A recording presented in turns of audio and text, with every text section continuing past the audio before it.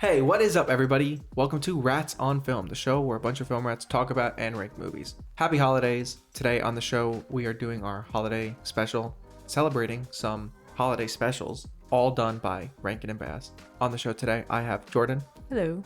Tim. Jingle, jangle, jingle. Madeline. Hello. And I'm your host, Xander. Welcome to the show, everybody. Only one guy with a Christmas intro? I was going to say ho ho ho, but... With a holiday intro? 'Tis the season. 'Tis the season. This is a Jordan suggestion for the holiday episode this year. We're of an interesting time, and actually, I want to start talking about this with Madeline specifically because we're all young millennials, 90s kids, but still grew up on the Rankin and Bass holiday specials. Very much a core part of Tim, Jordan, and I's holiday upbringing. But you, Madeline, not at all. No idea what these are. We've been looking into it. I don't know if it's just American culture and they never made it to Australia. I think that is the case. My parents never replied to me asking them about it. But I never grew up with these. I've only seen them for the first time in the last couple of years. So because of that, and because I don't have the nostalgia attached, I feel like I can't rate them on Letterboxd because I'm like objective, but not really. I can never really give a full opinion, but I've enjoyed them and I'll probably keep watching them. They are for kids. I mean, yeah, 100%. Yeah, coming into it as an adult is different. Yeah, you can appreciate them in a certain way, but not really the way that they were meant to be appreciated. Yes. For you two that grew up with them as well, do you remember how old you were when you watched? I don't remember not knowing these films. I think I've just watched them literally every Christmas. I was really young. I remember Rudolph was like the first thing that I ever watched that like really freaked me out. Oh, when the abominable snowman shows up the first time, I got really scared. So I was maybe 3, so maybe that dates it. But yeah, that's a core memory. We're only talking about 5 films that we've selected. They are the big ones. We picked the ones that we liked and that had impacted us, but also we looked into it and Tim looked on Letterboxd, and it seems like the consensus is that the ones that we picked are the bigger ones that they did. But they're so inextricably connected to Christmas for me. Like I can't separate some of the quotes and the vibes and the aesthetics from what I think about for the holiday season. So it's an interesting thing for you, like it not being a touchstone at all. No, and also like you were saying, like it's linked with the holiday season. For me, I've grown up with a completely different vibe to the holiday season. No snow, it's not cold, summer Christmas on the beach. So very different sort of cultural touch point is that they didn't maybe translate it all, and they probably wouldn't have, even though we do kind of still sell a lot of snowflake items. I'm curious for the audience. Do you guys know these films? Did you grow up with them? I will say we're all of the age where these would have been peak children's specials for our parents. Yeah. And that's certainly why I was showed it. Like I remember watching it on ABC Family because they were on all the time. And my dad specifically would be like, you don't know how lucky you are that you get to watch these over and over. Because I used to have to wait for the day that they would come on each year. And like we'd have to schedule like, oh, it's 7 p.m. on this day. We'd all have to like sit in front of the TV, which is funny. Different time. Now we watched them all today on Blu-ray. Yeah, back to back to back. All right, let's get into it. Rudolph the Red-Nosed Reindeer, 1964, first up on the list today. Can I start with this with you, Madeline? Yeah. Your favorite Christmas movie is Elf. Yes. And you had no idea how referential it was to this movie. Isn't that wild? Like, again, it had no relevance to me that all of the aesthetics and stuff were basically stolen from this. And then when I saw this, I was like, oh, like I get it. But I think not just me, but most of the world probably, from my limited research on Reddit, who haven't seen these specials because they are specifically like a North American thing. Elf really would have brought that look and aesthetic to most people, I think, around the world, and kept the longevity of it as well, iconic in a different way. This is one of the first, Elf to this is one of the first times I remember like getting a film reference. Because I was young when I watched these, and then we were pretty young when Elf, I can't believe how long ago Elf came out at this point. But I remember being like, oh, I know that costume, I know that snowman. And this movie's iconic. This is one of the most iconic ones. Yeah, I feel like, I mean, to continue to talk about Elf for a second, I feel like when Elf came out, like we were talking about, these movies are made for kids, and they feel like younger, when Elf came out, I remember I was a child, but I remember being like, oh, this is like Rudolph, but for adults. And I'm like, Yeah, sure. in on it. I just thought it was so cool. This movie, like, kind of just is Christmas. I don't know. Like, more than any other Christmas movie for me, when I think of Christmas, I think of this one. Partly it's maybe my upbringing. You know, my house is filled with a lot of Rudolph the Red-Nosed Reindeer memorabilia. But obviously the iconography has invaded all other sorts of Christmas media. But this is just the classic, like, uncut Christmas spirit, Christmas music, Christmas vibes, just all the way through. Yeah, the Christmas music thing is interesting because this will be a recurring theme for most of these. But it's interesting to build a film from a song. And I actually think that this is maybe the best one of them. We'll see what everyone feels about them. But in terms of creating, you know, it's an hour-long film. It's not like a full feature maybe, but building out a full story from a couple of lines from an iconic song. I think they're really successful at it in this. Yeah, I mean, I come from a very Christmas family, even though we never watched these, but I know that if I had, I would have been obsessed with Rudolph and we would have had all this stuff because he's so adorable and cute. But again, coming to this late as an adult, I was shocked at how mean everyone is, even Santa. And as a kid, I'd be like, that Santa sucks. He's really mean. He doesn't care about everyone like I had been led to believe. And everyone's really mean to Rudolph as well. Even his parents. It's a very pro-bullying movie if you think about it. Well, it's not. The message is anti-bullying for sure. But the bullying leads everyone on their journey to become better than everybody else. Yes, you rise but the above message the of bullying. this movie is to be true to yourself. Yeah, rise above the bullying. Well, the message of the movie is your difference is okay if it can help us. Exactly. Well, but not for the toys. They have differences, and then they just wind up. Yeah, but being they didn't have enough toys. They were filling quotas. You said that you looked up and saw that originally they don't rescue the misfit toys. I read that. You know, if that's apocryphal, don't come at me. But yes, originally when it first aired, they did not rescue the toys and bring them to the kids at the end. They added that later, which is wild to me. That's devastating if that. Yeah, because that's like that's a huge part of the resolution of the story. But no, I get what you mean about the song. I mean, I think probably what helps is that the story of the song inherently has some drama. Yeah, sure. Right. So there is like an obstacle to overcome, and there's, a lot that you can build on that.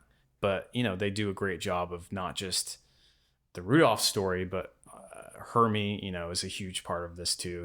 His parallel story of him being different because he wants to be a dentist, which is, a disgusting thing to want to do. But classic Christmas story, wanting to be a dentist. Well, especially too, if they don't have a dentist in the North Pole, you're dealing with yucky mouths, dude. No, that's you're absolutely walking into true. a nightmare. The 4 main elf food groups. Yes, exactly. Candy corn. He saw an opening, And then, the journey that they go on, the Island of Misfit Toys, that's such a great idea.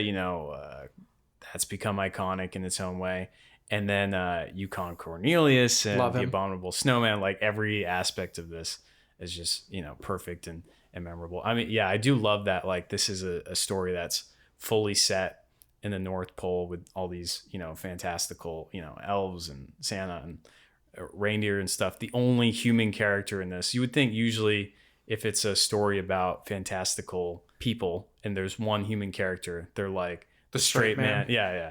The audience surrogate. But no, he's actually the craziest one there, which is just amazing. And he's got the best lines, of course. The original characters are really great. Yukon Cornelius, Hermie. I actually really enjoy what they bring to the story, inserting into the Rudolph the Red-Nosed Reindeer song story. I also love the narrator, Burl Ives. Yes. Like, he's his voice is so warm and inviting, and he's just like a great narrator for this story. And I like the way that it cuts back to him just, trotting around. These movies work really well when they have a narrator because they are like children's storybook kind of things. And they are more fun when they cut back to the narrator. And they're more fun when the narrator is a snowman. I mean, that's just great. And he sings too. I mean, I was gonna say some good songs too. Yeah, I mean, Holly Jolly Christmas, classic, an original song to the movie. Rudolph, not an original song, based on the song, but Holly Jolly Christmas has, of course, become a staple, a standard, a Christmas standard. And the other songs too. I mean, every song in this movie is memorable. I think. feel like silver and gold is the one that doesn't really fit, but I guess that's what you need in the middle. I do like the elf song that they perform for Santa, and Santa's just not having it. He's like, he's done. Santa is such a dick in this movie. Yeah, he but really like, is. I don't know. I kind of like that he's just like a working guy who's just like kind of tired of like all of his elves like sucking up to him and like having to get like big and fat every year, and having to go fly around. Like he just wants to just do nothing. He's not fat for most of the movie. Yeah, it looks weird too. Like I love the Rankin and Bass Santa design. I think it's great. And it's super strange in this when he's skinny Santa. And that as a plot point is just really funny to me that Mrs. Claus is doing her best to fatten him up. When you think about it on the basic level, if the elves are making the toys and Santa just gives out the toys on Christmas alone, right? What is he doing? What does he he have to do to prepare? Days? And in this version, what he has to do to prepare is just get fat, which I think is pretty fun. And bully some reindeer. Yeah, that helps. I think also we should talk about the stop motion aspect of this. Yeah. Pretty unique. Stop motion is not something that is a super common medium that you see anymore. I love it. I think the aesthetic is great. I think the sets are great. The character designs are great. Yeah. It doesn't feel perfect, but I love that about it. Yeah, I can't imagine this one in 2D. I feel like it needs the three-dimensionality.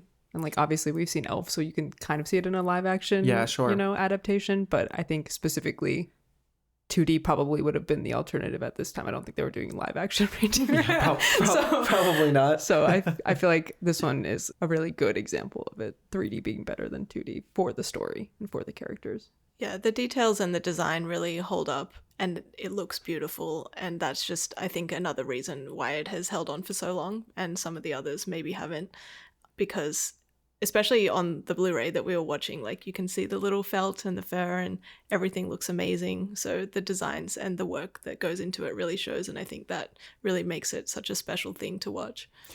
Yeah, I mean, it's like perfectly imperfect. I mean, if you think about like Elf, they recreated it and, you know, it's the stop motion. It's still a little janky. I mean, there's a character that comes with that personality to that kind of animation. And, you know, it's old, right? Like no one's really doing this anymore. So it feels old, but in a way it's come back around to being timeless because it has such a specific look to it. It's a timeless look in a way because it's so unique and it has so much personality. The personality too, I feel like it lends itself really well to the Christmas setting, the magical atmosphere, the fantasy, the fantastical nature of it all. There's not really a better way to do it to me than these little stop motion puppets that they have. They look great. They have personality. They have character. You get invested in them. There's something so nostalgic about Christmas in general, I think, for a lot of people. And like, even if you didn't watch this, like it still has that old nostalgic feeling, I think. Like we have the nostalgia associated with it, but I just sometimes think like it just being handmade. Like there's something really, you know, important about handmade Christmas. I feel like that like passing down traditions and this just kind of feels like handmade and cute for that reason.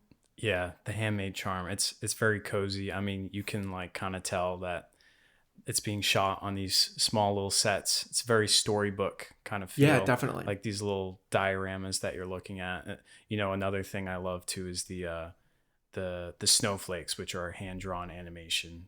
Adds a whole nother layer of that sort of magical handmade charm to it all. Definitely.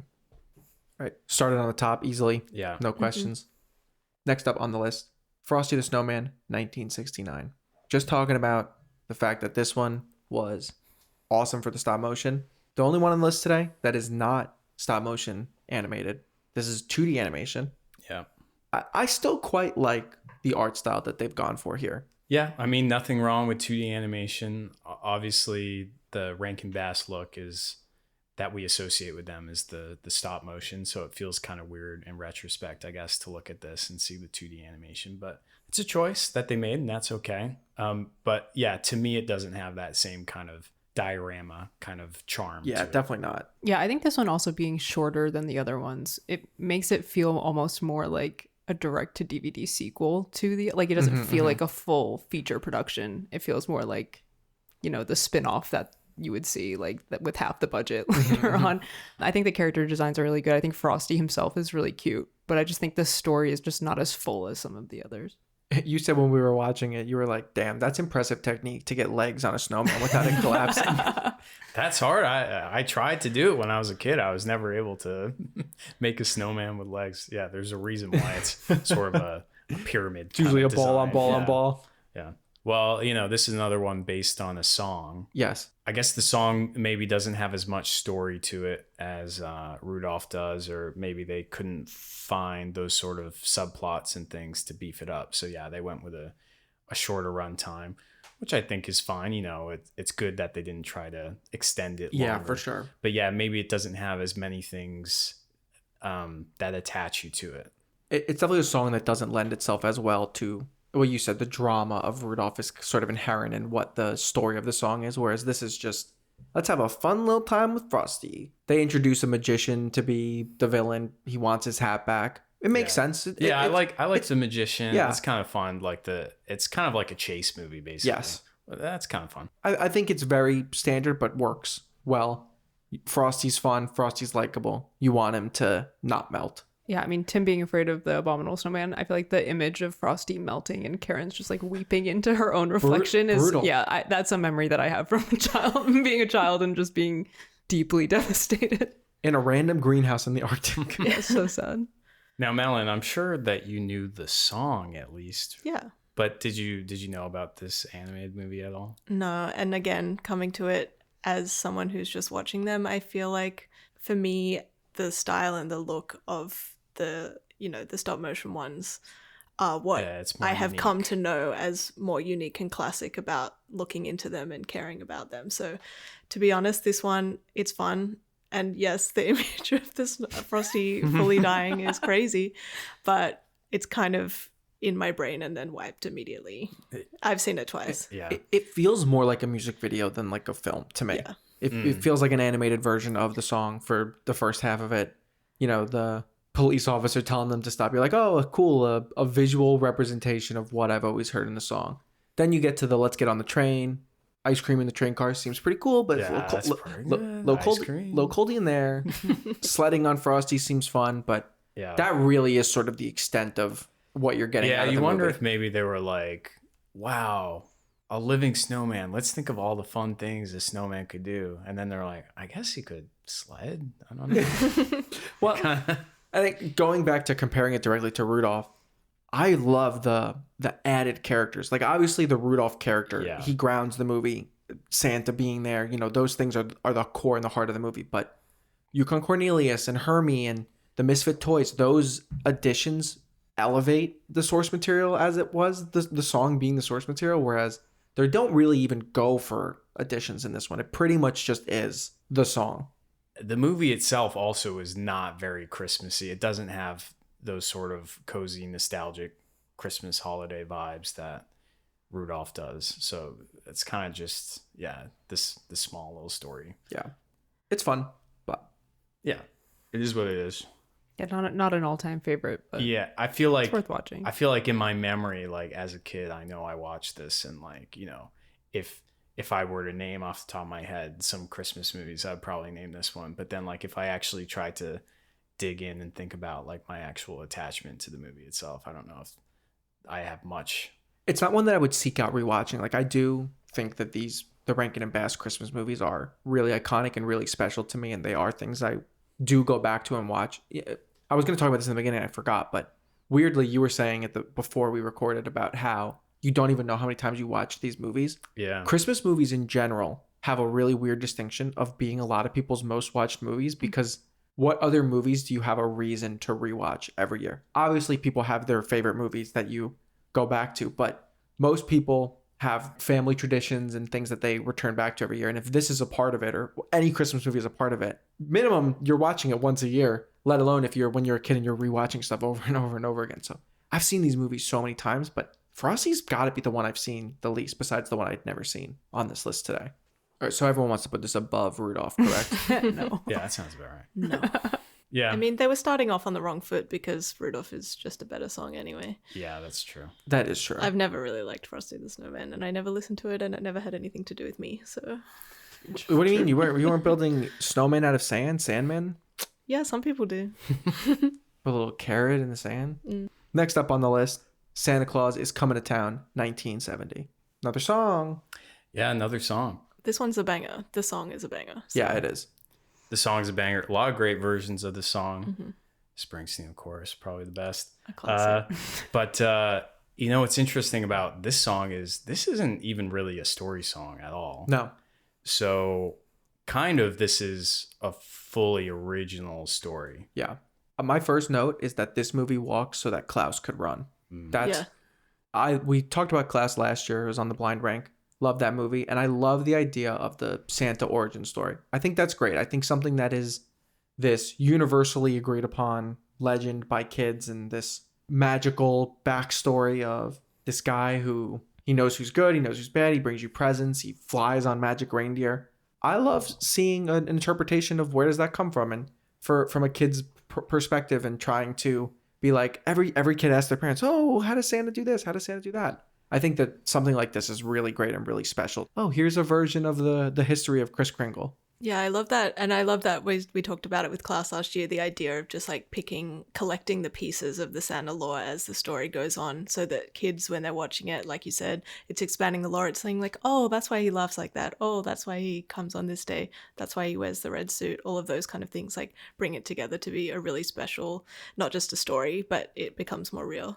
Yeah, and they do that pretty literally with, another great on-camera narrator, Fred Astaire this time, and he's got all those letters from the kids asking about all the different things. So going through the story, it's like answering each kid's question one by one. I love that setup. I think that's a great setup. The North Pole mailman. Another Klaus inspiration. True. Yeah. Yeah, in some ways I think this one is the most creative so far because it's not really taking the lyrics of the song literally. Yeah, obviously, sure. like they bring up the like he knows if you've been bad or good a couple times, but this does feel like almost an original story. Like obviously they're pulling from Santa lore and also the song, but it's just, a unique perspective and take on how did this guy become Santa Claus. Yeah, one of the really fun things about Christmas movies in general is whenever you have a Santa, it's like a totally different conception of what is that world like, what are the mechanics of how he works and what's his origin and all those sorts of things. So every time you watch a new movie with Santa, that's like part of the fun is discovering those things. Yeah, I just think that the performance of Santa, Mickey Rooney, shout out Fred Astaire, I think that there's a great kind quality to it. You were complaining that in Rudolph, it's like not my Santa, right? I love the Kris Kringle character, the story, the upbringing, the desire to just bring joy to these kids, and that's all it's about. Burgermeister Burger, just a standard bad dude, just a grumpy old guy, hates the kids, hates the toys, and he's like, nah, get him, you're not stopping me, dude. I'm breaking in, I'm doing chimneys, I'm doing stockings. It's fun. I mean, they brought the drama because, it's one thing to just have the origin, it could have just been a checklist kind of movie, but there is a story here where, it's kind of a footloose situation about the toys instead of dancing. And I love Burgermeister Burger, great voice. I love how grumpy he is, and he's constantly tripping and sitting on spikes. And he just hates toys so much. And Santa as kind of like a Robin Hood kind of figure. Yeah, for sure. It's really fun, jumping around. And of course, there's also the Winter Warlock. I love the Winter Warlock. He's got a great song. Great songs in this movie. 100%. The original song is great. One foot in front of the other. Yeah. Great song. Super iconic to me. Never heard it? Never heard it. Yeah. I love his design though. Yeah, it's cool. Going back to something really strong in Rudolph, the original characters, you're adding to this existing lore. You take the Santa premise, great, okay, but what can we add on top of that to make this special, to make this unique? Yeah, I feel like this one is maybe the most grounded because that he's just like a human being, and obviously you have the Winter Warlock, so there is that element of whimsy and like how he becomes this mythological character of Santa Claus, but I kind of like the grounded human approach to this one. Yeah, definitely. I feel like that is important to like the meaning of Christmas and who Santa Claus is. Speaking of original characters, Jessica, aka Mrs. Claus, aka she just looks like Nicole Kidman to me. She really does. You said it, and I was like, yeah, that is spot on. There's some interesting visuals in this one. I mean, the Toy Maker songs where they open the books and the drawings in the book start animating, and then they turn into, you know, actual physical toys. That sequence is really ingrained in my mind. Yeah. I really remember that from being a kid, thinking that was so cool and magical. And it feels like there's kind of, in some ways, an elevation or an evolution of the technique in Rudolph with some of like the lighting. There's some really interesting like sunset scenes and, you know, with a nice warm orange glow, and like Winter Warlock, when he first shows up, there's this great like silhouette shots, very dramatic, very, you know, intense. There's some cool stuff going on. You know, the designs, obviously you can't top Rudolph in terms of designs, but, you know, I think Somber Town looks great. It looks terrible, which is the point, but yeah, it looks great. Yeah, the color contrast too, Yeah, choosing exactly, Somber Town and making it so dull and dark, and then like the pop of red from his suit. I think it was a good visual motif to what he's bringing to the town. It reminded me a lot of Corpse Bride, the town in Corpse Bride. Yeah. Somber Town. I was like, oh man, that's maybe an influence came from this. Yeah, and those poor sickly little children, and then they get their nice colorful toys and everything. Yeah, it's, you know, it's basic stuff, but it's, you know, it has an impact, you know, for the younger audience, and I mean, it still looks great to this day, I think. If I have any negative, I really love this one, but I guess just in terms of like comparing to Rudolph, I feel like Rudolph really comes to a great conclusion with obviously the nose and to help Santa on Christmas, Like and the sleigh tonight. And the abominable snowman comes in with the star on the tree. And, Doesn't even need a ladder. and they pick up the misfits and everything. This one, I feel like the end sort of peters out a little bit, where they get married and then they go to the North Pole. And, you know, the main action of the movie comes from handing out the toys and stuff. And that's kind of more in the middle. So. Yeah, sure. How do you guys want to rank it compared to Rudolph? And to Frosty. I think this one's in the middle. I think it's better than Frosty, but worse Yeah. than Rudolph. Yeah. Yeah. I so. agree. I think that's pretty clear. Yeah. Easy decision. Wow, unanimous so far. All right, next up on the list, The Year Without a Santa Claus, 1974. I think, honestly, this is the one that I've seen the most. I think I've Agreed. seen this one more than Rudolph. 100% agree. I think this is maybe the one I've seen the least of. Oh, wow. Oh, interesting. Well, maybe I've seen it more than Frosty, but I've definitely seen the other two more, I would say. Certainly Rudolph is the one I've seen the most, like by far. Madeline? There's no point me weighing in. She's like, I've seen them all exactly the I've same seen amount of them times. 2 times and one of them 1 time. This one, to me, I think is the best premise because it's an original, like a fully original premise. Not something I've ever seen before. It's not based Not- on a song. I think it really works well for a different type of Christmas movie. And talking about like expanding the lore, it's not talking about the origins of Santa, but it's like what else exists in the world of Santa Claus? What's his day-to-day life like? Oh, he gets sick. There's Mother Nature and Heat Miser and Snow Miser. I love the lore expansion of the Santa character in this one from like a premise perspective. Yeah, the world building is great. And I also think this is my favorite portrayal ever of Mrs. Claus. Oh, I she love rules in Mrs. this. Claus in this movie. I love her she so definitely much. gets the most to do in Yeah. this of any of them. Anyone could be Santa, banger. Yeah. Yeah. She's just so cute. And she's like, she kind of has the iconic Mrs. Claus look, but she's also like, she has a role to play. And she's like, let's get down to business. I love she's a I little just love her. she's a little schemer. Yeah. I mean, the thing is, with this movie, it's all about Heat Miser and Snow Miser. 100%. They rule. They're the best. They're the stars of the show. Like that's, you know, when I think about this, that's what I think about. And they have a great song. I think, I don't know about you guys, that's my favorite song of any of these is that song. The Miser song. The Miser song. Yeah. I mean, I kind of feel like I know it's technically 2 songs, but it's sort of just first verse, second verse of the same song. Yeah. It's like the reprise, but you switched it up. Love it. Think it's great. Yeah, it's maybe the one that gets stuck in your head the most. Yeah, for sure. The lyrics are good. The aesthetic, the effects, they're doing some digital effects now on top of the stop motion animation. Think the fire being like felt that is like animated is really cool. I like all of that stuff a lot. The character designs are also really cool. I like that Snow Miser is like a bit more lanky and Heat Miser is a bit more round. I just think that the contrast between them is really fun. And they're little minions that look Yeah, exactly. The minions doing like a little dance to the song, and specifically the Snow Miser minions, like with the cane and the hat. I love So it. cute. Now, did you know the Heat Miser, Snow Miser songs, Madeline? No. Interesting. That Why is would kinda- I? I don't know. It's just They're not very inclusive of other hot countries that he Yeah. would be working on. Heat Miser's hanging out in Australia during Christmas time. He I must don't be. think so, because all they're talking about is snow in the south, whereas it's not snowing in a lot of other places during Christmas. I like the relationship between the two of them. I think it really like keeps the story going and adds something like fresh and exciting. To me, like the concept of the story, it reminds me of the new movie from Disney Plus, Noel, from a couple years ago, which is the same sort of idea, whereas like Santa doesn't want to do it, he goes on a holiday and a woman has to go and find him. And why can't a woman be Santa? That's my question. But yeah, I really like, again, just a different story of like not just the origin of Santa, but his work and the toll that it takes on him, even though he is only sort of active that one time. That's what I was gonna say about this. Is he's like, I'm tired. It's like, what'd you do the last 360 days, dude? Like, you got the elves. yeah, you're like, I need a vacation.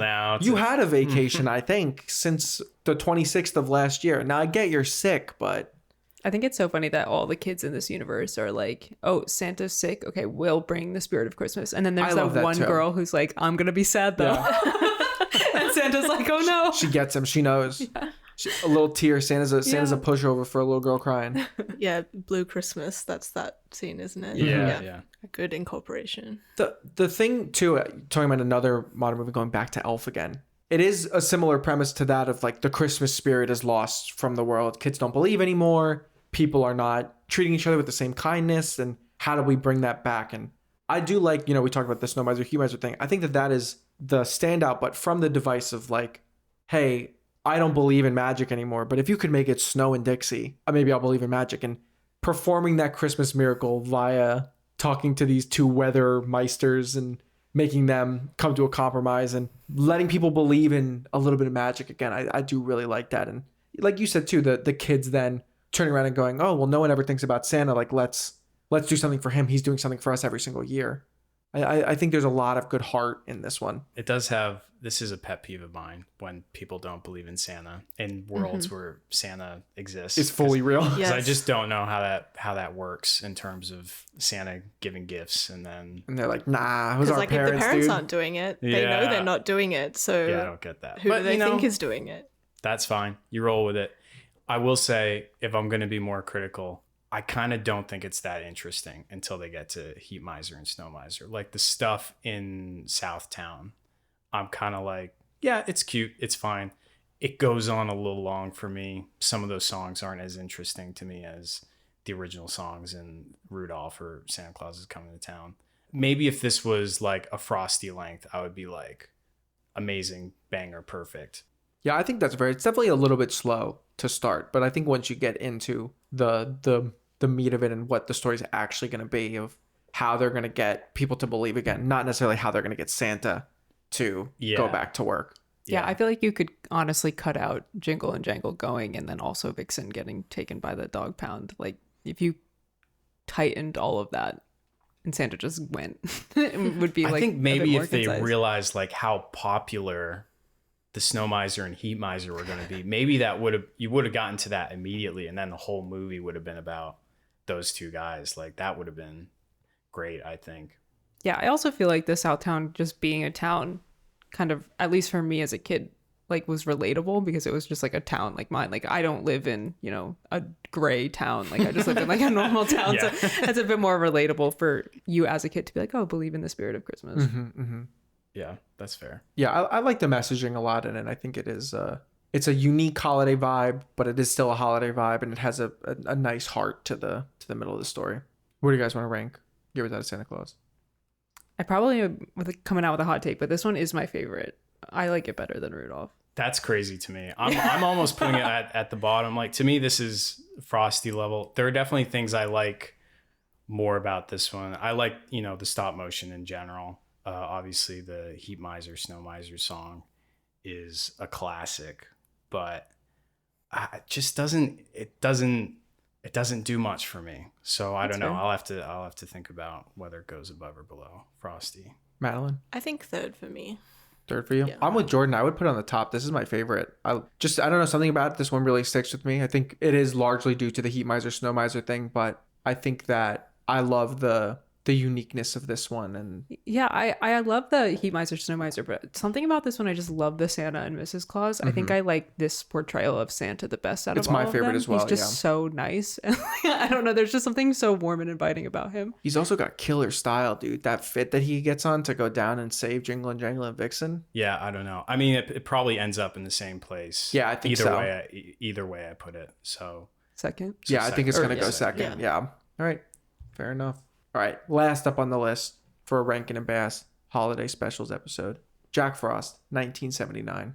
Now, I wasn't the only one who had never seen this. Yeah, I had neither. I don't think I've seen it. I'm I the think only I one would have who has remembered seen this. it. Yeah, I'm the only one who has seen it. So The turntables. Jordan picked this one as the last. We wanted to do 5 for the episode. This is one that you liked, particularly from when you were younger. And then also when we looked it up, it was one of the more popular ones that had stuck with people. Feel like I had maybe seen an image of the Jack Frost before, but I definitely had never seen the film before. Yeah, I was definitely aware of it, and yeah, I've definitely seen that Jack Frost before, just around. But I feel like I would have remembered the steampunk horse and you know. Yeah, it's interesting. It's an interesting the vibe. ice money. I would have remembered the ice money. I love the ice money. For me, I feel like he's such a little cutie. I am big on like elves, elf designs, elfin characters, like Peter Pan type characters. You know, very Jack much Frost giving that. from Rise of the Guardians, clearly very inspired by this. I don't really know where the folklore comes from, but the design also, the little glittery suit is so gorgeous. And I loved the story of him sort of wanting to be human. It was kind of like a Little Mermaid vibe in some Definitely. ways. But yeah, then he had to sort of use his powers and he had to realize that that's where his power came from and how he could help people the best. So I thought it was really sweet.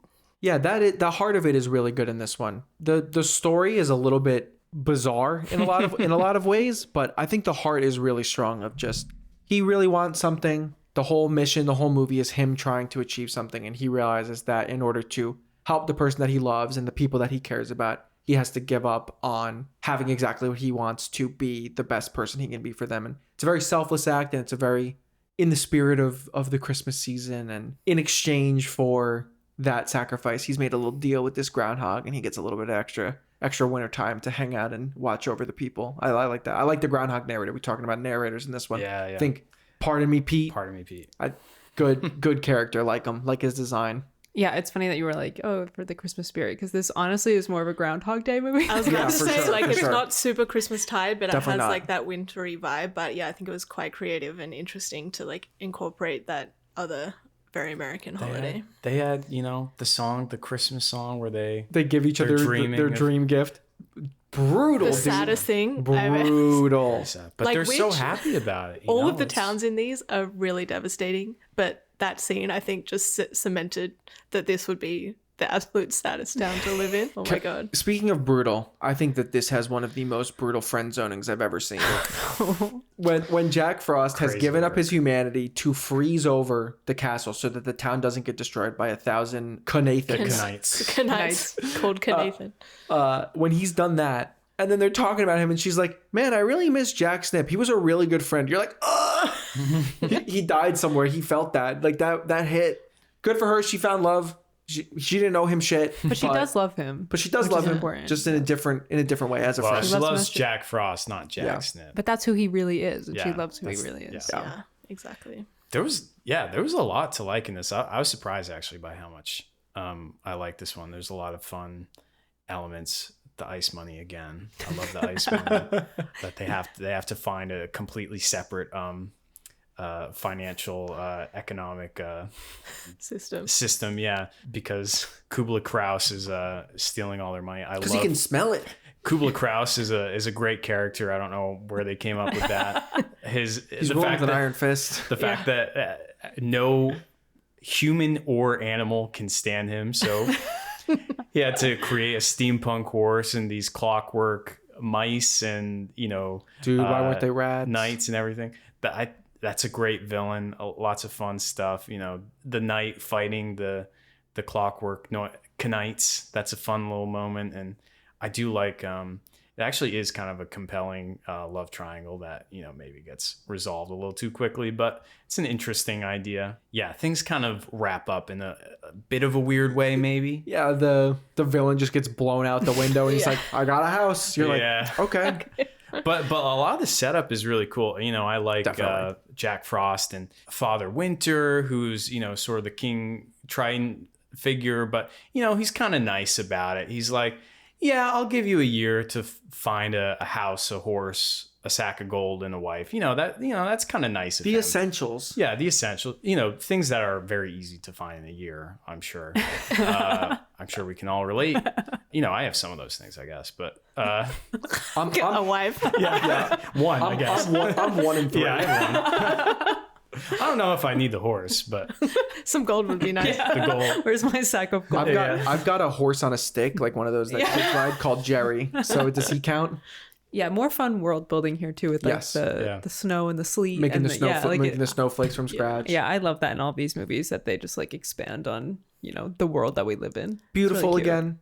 Yeah, whimsy, gorgeous, very sparkly. Whimsical. Yeah, I feel like this story is almost, I mean, you said Little Mermaid, but like the most classic like Disney animated story out of all of them, where like it kind of just comes full circle. Like he's this mythological creature and like he goes on his little journey, falls in love with a human. No Santa in this one. No Santa. I'm not that familiar with like the mythology of Jack Frost. No. I really only know like the Jack Frost nipping at your nose from. I thought he was a bad guy. Like that's my perception. I understand maybe that's from like the Santa Claus 3 or something like that. But probably sure. Yeah, I think sometimes he is. I think maybe mythologically he's more of a neutral. Yeah, in my mind it's like he's the guy that's gonna make you cold. Watch out, Jack Frost is coming. He's I think it's like maybe it's like farmers. Like he's gonna kill the crops. Something like that. But to me, he's just like a little mischief spirit. Yeah, and creating fun and happiness and giving the kids their snow days and all that kind of stuff. See, that's good. That I like. Yeah, he's so cute. And the ice money. They need that ice money. Yeah. His design is just so cute. Like, he's just a little elf. I love elf. Little elf. Yeah, he's cute. Good design. All right, where do you guys want to rank Jack Frost on the list? As much as I like this one, I think it's going to be 4th, just nostalgia-wise. Like, I think I like it better than Frosty the Snowman, but the Santa Clauses and Rudolph, they're just, like, the ones that I watch literally every year. Yeah. Yeah, I liked it better than Frosty, but I definitely can't put it above Santa Claus is Coming to Town. That wouldn't make sense. Well, since I'm coming to this having never seen any of them, I'm going completely rogue and I really like this one, so I'm going to put it up maybe second. I would be with you guys and I would put it above Frosty below Town. I mean, I have the nostalgia. I think that's part of it for all of us. Like you and I had never seen this one. So I guess it'll go 3rd or 4th, I mean, right? That's fair enough. All right. So the Rats on Film official ranking for Rankin and Bass holiday specials, objectively in our opinion, starting from the bottom, Frosty the Snowman, Jack Frost, Santa Claus is Coming to Town, The Year Without a Santa Claus, and the Big Cheese, Rudolph the Red-Nosed Reindeer. Sorry to all the Little Drummer Boy fans. That was obviously the other big one. Then we were just like, pass. Yeah, maybe we'll have to do the deep cuts one year. Yeah. Could do a deep cut episode. We said parum-pum no. Cricket on the Hearth. Yeah. Everyone's Twas the Night Before Christmas. I like that one. I actually like that one. Yeah, it's really cute. I think the box set that you got had 18 on it. I've certainly not seen all 18. I've maybe seen 1 or 2 other ones, but that's it. I can't believe none of you have seen Peter Cottontail. Obviously, that's the Easter one, but that one is like... never seen that one. I've seen Mad Monster Party or whatever. I think Peter Cottontail was on more. Really fun, iconic movies. Hey, let us know if these are iconic to you. I think they're very iconic to 3 of us, and you've now been forced into... Yeah. American culture. American culture. I have another question for the audience. Is chime in with what your Rudolph the Red-Nosed Reindeer ad-lib is at the end. Oh, true. Can we go through this? This is good. So we found out that, it's like playing any reindeer games like Monopoly, right? Yep. We have that one. That was ours as well. Like a light bulb. Yep, agreed. I think the one that is different, if not the only one, was You'll Go Down in History. Allegedly, American culture has you praising presidents. Yes. For me, it was George Washington. Yeah. Crazy. Yeah. Or like the president. It's you either go like the president. I never heard that. Like I always just heard like George Washington. George Washington. I've heard both. Okay. And you can see why that never made it around the world. Makes sense. But where did that come from? Whose recorded version has that on it? I don't know. Question. Mine comes from my childhood favorite Christmas album, It's a High Five Christmas. Not the American one, the Australian one. Oh, see, that's why. Page 43. You'll go down in history. Page 43. Yeah. Interesting. Whoa. Yeah. That is so... It's very generic. It works for everyone. Hey, I would love to hear if you guys have other ones that Yeah. you did. Chime in. I feel like one other friend of ours said something different, so Yeah. there are probably a couple more. For Rudolph specifically, since it's our big cheese, if you guys have other Call-in returns. yeah, call and Yes. returns and Ad-libs. let us know. Yeah, Yeah, ad-libs. whatever you it want is. to call them. Additions. Let us know. Yeah, let us know what your favorite Rankin and Bass Christmas special is. Happy holidays, everybody. Happy Ratmas. True. Happy Ratmas. Thanks for listening to Rats on Film. Tell a friend about the show where a bunch of little rats talk about and rank movies. You can follow us social media, Rats on Film Pod, Spotify, Apple Podcasts, YouTube. You can follow the show there, and on Letterboxd we'll post this list and all the future lists we make on there. And we'll be back in a couple weeks to talk about and rank some more movies. Happy holidays, Happy New Year. Happy that from a Christmas to seal? all, and to all a good night.